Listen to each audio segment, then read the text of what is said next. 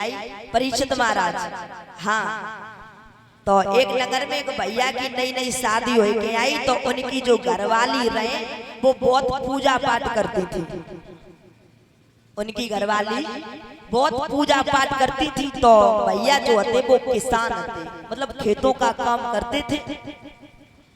उनने मन में विचार किया, चलो हम तो सारे दिन खेतों ही पर लगे रहते हैं, ऐसा कोई एक व्यक्ति जो है घर पे जो वो पूजन कर रहा है, मतलब पूजा कर रहा है। किसान भैया मन में विचार करने लगे, चलो कोई बात नहीं, कम से कम हमारी पत्नी तो पूजा कर रही है घर पे। रोजाना देवी जी सुबह उठ के झाड़ू पोछा करें, झाड़ू पोछा करने के बाद नहाएं धोएं, आरती को थाल सजाएं और घर के बाहर एक मंदिर औरत हो। घर के बाहर एक मंदिर था, तो उस मंदिर में एक तुलसी को पेड़ उठाड़ो, तो उसी मंदिर के पीछे एक मोकला और था। तो बंधुओं, रोजाना देवी जी पूजा करने जाएं। एक दिन की बात है कि टाइम से भोजन खेतों पर नहीं पहुंचा। जब खेतों पर टाइम से भोजन नहीं पहुंचा, तो किसान भैया ने मन में विचार किया कि आज हमें लगा तो बहुत लंबी पूजा हो रही, जो भोजन अभी तक नहीं आए, 12 बज गए, भूख के मारे जान जा रही। तो बंधुओं, किसान भैया ने बैलों को लिया और हल रखा, और जिस समय घर पे आए तो देवी जी मंदिर में घुली पूजा करने लगी। तो किसान भैया ने मन में विचार किया कि आज हम भी सुन लें कैसी पूजा हुई रही। 12 बज गए, भोजन नहीं आओ, 12 बजे कौन सी पूजा हो रही, हम तो देखें। तो देवी जी आरती को थाल ले और तुलसी के पेड़ के पास में बैठी और एक बात कह रही, और किसान भैया पीछे मोकला में चुपके से सुन रहे, और देवी जी पूजा करने लगी। का बोली कि हम तो पूजी तुलसा मैया,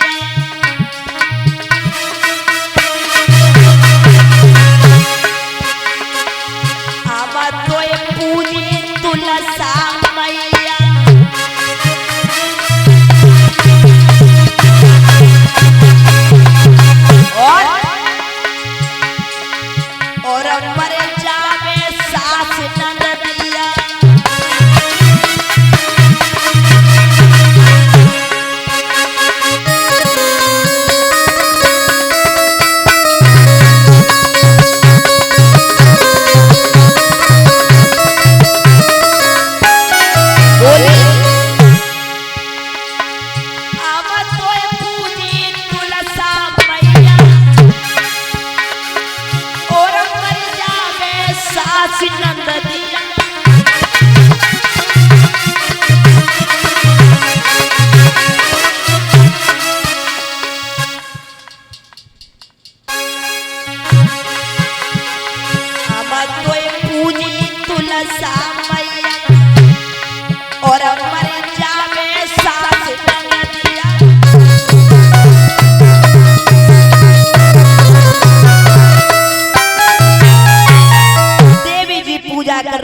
हम तो पूजे तुलसा मैया और मर जावे सास ननदिया।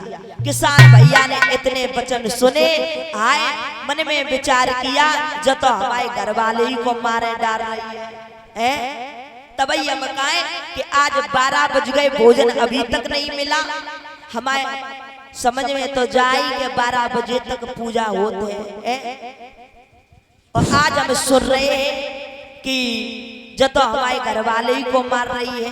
लेकिन किसान भैया चुप नहीं बैठे, तो किसान भैया सुबह होती ही खन ऊंट कटारे को पेड़ो लाए।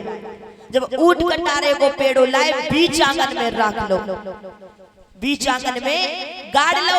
जिस समय देवी जी पूजा करने के लिए बाहर निकली, तो किसान भैया बीच आंगन में बैठ गए, आरती को थाल सजाओ। और किसान भैया ने जिस समय देवी जी को देखो, तो एक बात कही है परीक्षित महाराज, क्या हम तो पूजी ऊंट कटारो,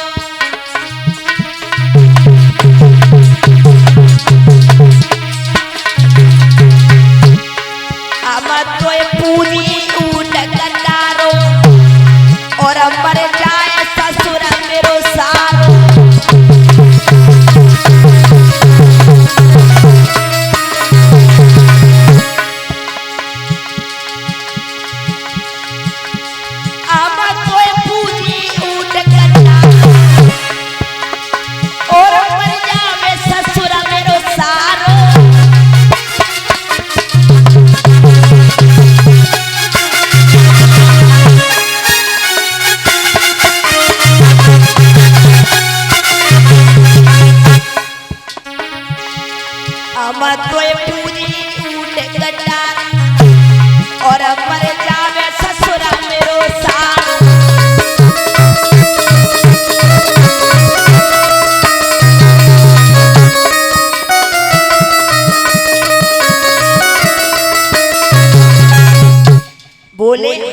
ये पूजे ऊट कटारो और मर जाए ससुर मेरो सारो।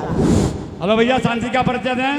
बड़ा खुशी का अवसर है, हमारी साध्वी जी का स्वागत निशा यादव, सुपुत्री केशव सिंह यादव, निशा शास्त्री जी हमारी नातिन होती है और भागवत आचार्य है। आ जाओ, अभी आई है, स्वागत कर रही है। आ जाओ, आ जाओ, पहुंच जाओ, मंच पर बैठो, चल जाओ। और अरे निशा बुला रही, चली जाओ ना, चली जाओ बेटा, कोई बात नहीं, ठीक है, आगे आपने स्वागत कर दिया, मान लिया। इसके नाम से तालियां बजा दो। निशा शास्त्री, ग्राम डिड़ी खुर्द और जन्मभूमि डिड़ी खुर्द। इसी के बीच में हमारी बहन निशा शास्त्री जी जो हमारा सम्मान कर रही हैं, पगड़ी पहना करके माल्या डाल के सम्मानित कर रही है, पीताम्बर डाल के सम्मानित कर रही हैं। भगवान सुख समृद्धि दान करे, धन के भंडार भरे रहे।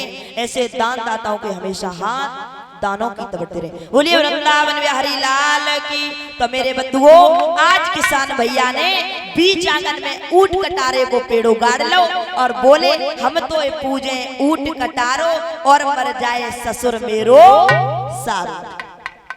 भैया, अब देवी जी ने इतने वचन सुने तो मन में विचार किया, हाय इनने हमारी पूजा सुन ली, चैन से बेव नहीं बैठी। जैसे ही सुबह हुआ, किसान भैया ने बैलों को लिया, हल को लिया, खेतों पर पहुंचे तो देवी जी ने पेट को बानो बनाओ, पेट को बानो बनाओ और कमरा में लेट गई। किसान भैया ने देखा कि भोजन आज भी नहीं आया टाइम से, हमें लगता है पता नहीं घर पे क्या हो रहा है। तो किसान भैया चले घर पे, देवी जी पेट को बानो बनाए और कमरा में लेटे। किसान भैया चारों तरफ देख रहे कि आज तो पूजा नहीं भाई, ना भोजन बनाया। जिस समय कमरे में पहुंचे तो किसान भैया कहने लगे, क्यों क्या बात है, ना आज पूजा हुई ना भोजन बनाया, भूखे मारे जान जा रही है, क्या बात हो गई। तो वे देवी जी बोली कि आज हमारे पेट में बड़ो दर्द है रो, पेट में बहुत तेज दर्द है रो। तो किसान भैया बोले उठो और चलो डॉक्टर के पास लेवाए चले, वैद्य के पास लेवाए चले, दर्द ठीक हो जाएगा। तो देवी जी बोली दर्द ऐसे ठीक ना होए, जब मैं बचपन में कुंवारी थी तो हमें ऐसे ही दर्द होने लगा था। तो भगत जी आए, उन्होंने कहा कि अगर तुम्हारे पिताजी मूछ मुड़वा ले और सिर गंजा करवा ले तो आपकी बिटिया के पेट को दर्द खत्म हो जाएगा। किसान भैया बोले जा से अच्छी कौन सी बात है, रुपये बची है, हम अभियान जाए रहे। तो किसान भैया गए, मूछ मुड़वा ली, चांद घुटाए ली, और जब चांद घुटाए ली तो देवी जी को चैन ना है। देवी जी जैसे ही सुबह हुआ, देवी जी ने आरती को थाल सजाओ और मंदिर पे पहुंची। जब मंदिर पे पहुंची तो किसान भैया चालाक थे। हाँ, किसान भैया ने सोची आज हम फिर सुने देखे जब गाय की पूजा करते। तो किसान भैया पीछे माए गए, मोकला माए सुनन लगे। अब देवी जी ने आरती को थाल लो और पूजा करने लगी। क्या बोले कि मैंने अपनी टेकने बाई और पिया की मूछ मुड़ाई,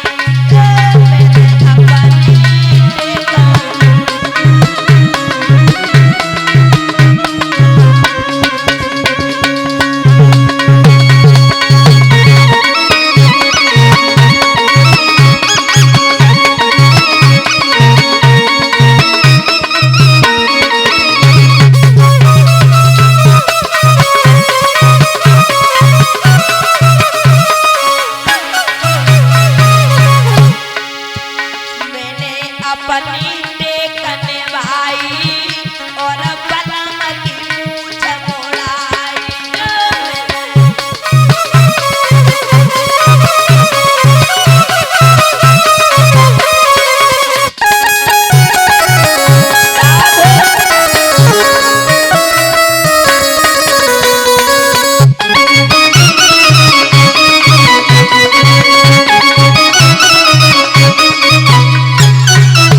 मेरे भैया इतने वचन कहे कि मैंने अपनी टेक निभाई और पिया की मूछ मुड़ाई। किसान भैया ने सुनी तो मेरे भैया गजब है गो, आग बबूला हो गए। मन में विचार किया है जो तो बानो बनाए थी, लेकिन किसान भैया चाला कराए। तो किसान भैया वहां से उठे और सीधे ससुराल में पहुंचे, सीधे ससुराल में पहुंचे। पीछे आप नहीं हटे। हाँ, जब सीधे ससुराल में पहुंचे तो ससुर जी ने देखो और कई के कोई लुढ़की होगा जो मुंह से मुड़ाए, सिरगंजो करवाए, कोई सलोग हो। तो किसान भैया बोले हाँ, हमारे परिवार में एक लोग खत्म है गए, तो हमारे यहाँ को नियम है, हमारे यहाँ को एक नियम है कि जो भी रिश्तेदार आए वो अपने अपने सिरगंजा करवा ले और मूछ को मुड़वा ले। तो ससुर जी मन में विचार करने लगे, अब रिश्तेदारी वाली बात है, बिटिया है, जाना जरूरी है? तो 4 साले रहे और 5वें में ससुर, 4 सालों ने मूछ मुड़वा ली, सिरगंजे करवा लिए, ससुर जी ने भी करवा लिए। किसान भैया ने सभी को बैलगाड़ी में भरो और महाराज सीधे घर पे आए। जब द्वारे पे आए तो किसान भैया ने आवाज लगाई, का लगाई कि बाहर करके देख लुगाई,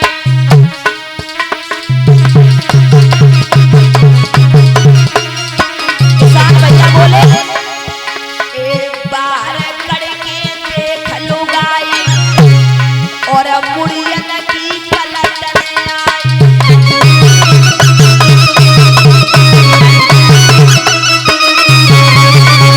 भैया बाहर करके देख लुगाई और मुड़ियन की पलटन आई।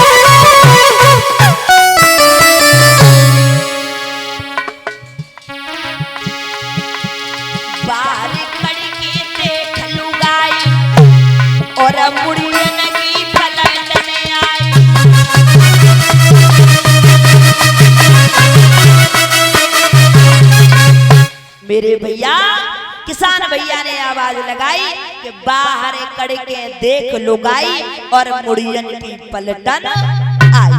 जिस समय देवी जी बाहर निकल के आई, हाय गजब है गो, जे तो हम ते आगे निकलिए, हमने तो इन्हीं की सिरगंजा करवाया, मूछ मुड़वाई और जे तो सबई को साफ कर दो। तो कहते हैं ना कि इनकी पूजा बहुत निराली है। बोलिए गोविंद भगवान की, सच्चे दरबार की, वृंदा।